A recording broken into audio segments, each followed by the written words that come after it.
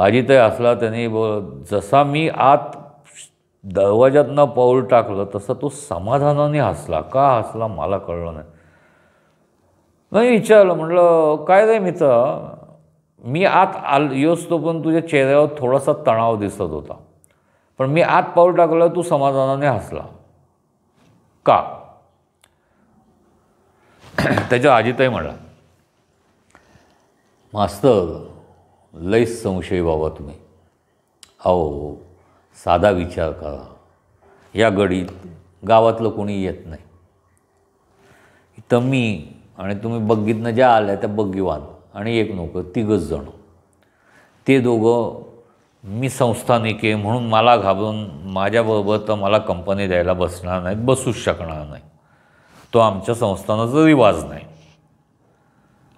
मग अशा वेळेला संध्याकाळी एखादी सुशिक्षित, आपण ज्याच्याशी गप्पा मारून कम्युनिकेशन करू शकतो अशी जर एखादी कंपनी मिळाली तर माणूस खुश होणार नाही का? अहो तुम्हाला बाहेरच्या ना, तुम्ही जसं आमच्या आयुष्यावर प्रेम करता, तुम्हाला जसं आमच्या आयुष्याचं कौतुक वाटत असतं ना, तसं आम्हाला तुमच्या आयुष्याचं आकर्षण असतं. आम्हाला काही करायचं म्हणलं तर राजेश साहेबांची परवानगी घ्यावी लागते. आम्ही आमच्या आईबाबांना आईबाबा म्हणू शकत नाही.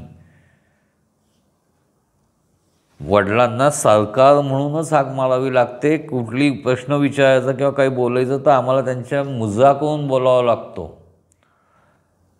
आईशी बोलायचं तर राणीसाहेब किंवा मासाहेब अशा उच्चारांनीच बोलावं लागतं. चार हात दूर राहून मुजरा करूनच बोलावं लागतं. मान खालती घालूनच बोलावं लागतं.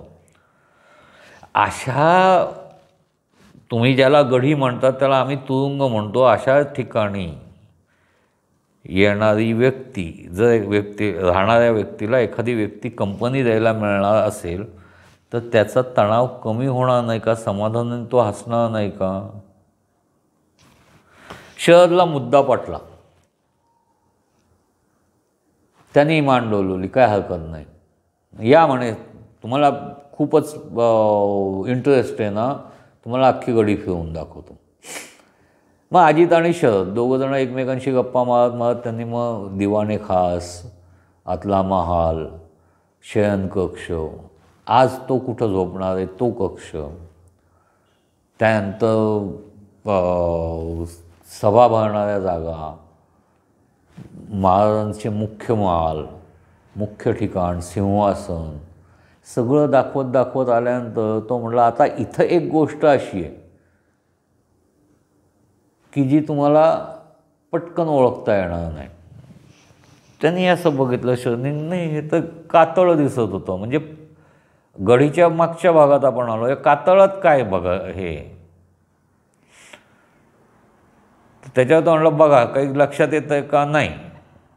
मग त्यांनी केलं, पुढं झाला आणि त्या कातळाच्या ह्याला लागून जी भिंत होती त्या भिंतीत एक कळ दाबली. ती कळ दाबल्यानंतर असा कातळाचा थोडासा भाग रिकामा झाला आणि त्यांनी बघितलं समोर डायरेक्ट 500 फूट खालती खोल दरी, असा काळा अंधार, त्या अंधारात अशी लहरी उमटत आहेत असं त्याला दिसलं. तो ढसकला आणि मागं सरला, घाबरला. तसं तो आला, म्हणला, मास्तर भीती वाटली ना, ही जागा खास मी तयार केलेली. इथून तुम्ही असं खालती उतरून गेलात की कातळाचा आडवा भाग थोडासा आहे, तिथं बसलात तर तिथं तुम्हाला कोणीही डिस्टर्ब करायला येत नाही. आणि मी नेहमी अभ्यासाला तिथं जातो, तिथनं परत वर येतो. माझा अभ्यास झाला की शांत एकाग्रताने अभ्यास करता येतो. असं म्हणून ते दोघं आत आले. मग त्यांनी व्हिस्की काढली, त्यांचं व्हिस्की पिणं चालू झालं. पहिले 2-3 पेग झाल्यानंतर त्यांनी अजितनं विचारलं, शरद तुम्हाला बघायचं आहे का कातळाच्या त्या स्पॉटवर उभं राहून? खूप थंडगार वारा लागतो, मस्त वाटतं, व्हिस्की अशी डोक्यात काम करायला लागते. हे होतं. शरदने विचार केला, चला आता एवढं सगळं बघितलं तेवढंच का ठेवायचं? तोही गेला बघायला. त्याने ते स्वतःच्या हाताने कळ दाबून तो दरवाजा उघडला आणि दरवाज्यातनं बाहेर पाऊल टाकलं कातळावर. त्याच्या हिशोबाने त्या चौकटीवर पडलं पाहिजेलं होतं, पण तिथं ती चौकटच नव्हती. तो डायरेक्ट 500 फूट खालती खोल गेला आणि पडला. आचके देत असताना त्याच्या लक्षात आलं की अजितनं आपल्याला बावळट बनवलंय का.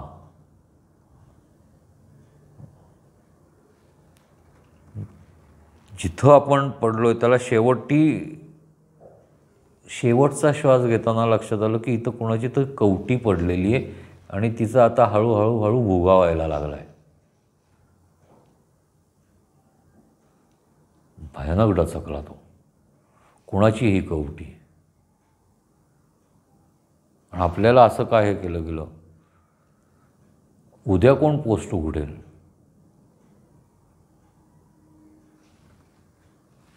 सगळंच अंधारात.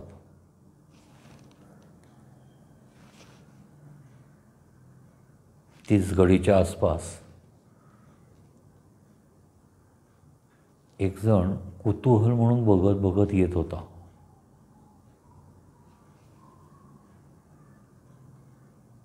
गडीच्या दरवाजापाशी आला, थांबला. त्याने हळूच घडीत आत डोकं घातलं,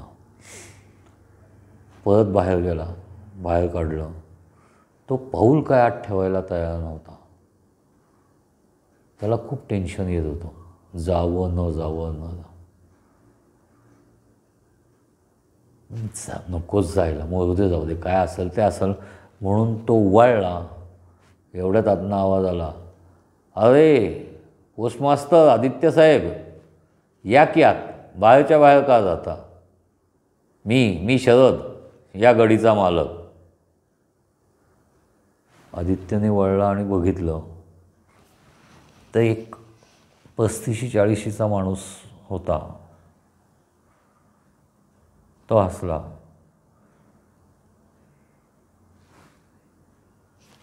आदित्य म्हणला, नाही अहो सर, मी पण गावात येत असतो.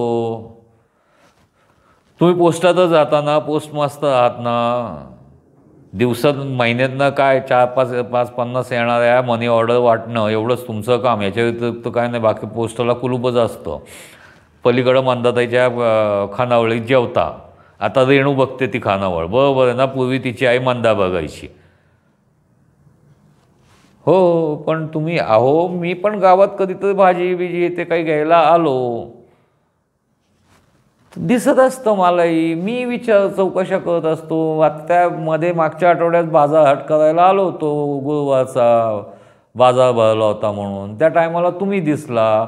सहज मी विचारलं तेव्हा कळलं की तुम्ही पोस्टमास्टर आहात. तुम्ही आत्ता नुकतेच इथं आलाय, तुमची नेमणूक झाली आहे, बरोबर आहे ना. या की आत या ना. जसा आदित्यने गढीमध्ये पाय टाकला तसा शरद खदखदा एकदम मनापासून हसला. तो हसल्यानंतर आदित्याने असं बघितलं, विचारलं की काय राव तुम्ही असं का हसला. कसं आहे ना पोस्टमास्तर आदित्य साहेब,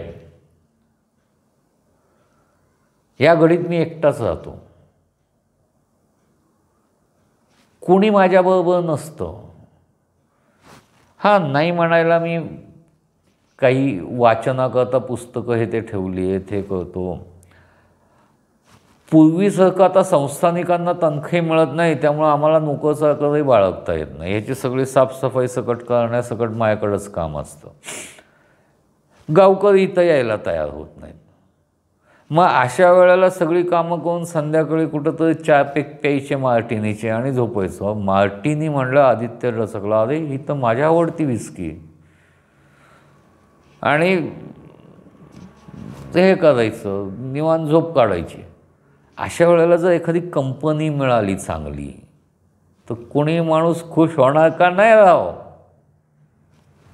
उत्तर आदित्यला पटलेलं होतं. इकडं शरद मात्र खुश झाला होता मनातल्या मनात. अरे मित्रा, अजितची कडी मी होतो. आज 13 वर्षानंतर माझी कडी तू आलायस. म्हणजे आता माझी मुक्त होण्याची वेळ आली आहे. तुझं तू बघ. हां, तर आदित्य साहेब चला, मी तुम्हाला ही ती गडीचं आकर्षण भरपूर वाटतं ना, तुम्हाला सगळी गडी दाखवतो, असं म्हणत म्हणत शरदने आदित्यला ओढून आत नेलं. समज आता पुढचं तुमच्याकडं, तुम्ही ठरवा. बरं वाटतंय त्याप्रमाणे कॉमेंट करा. डन.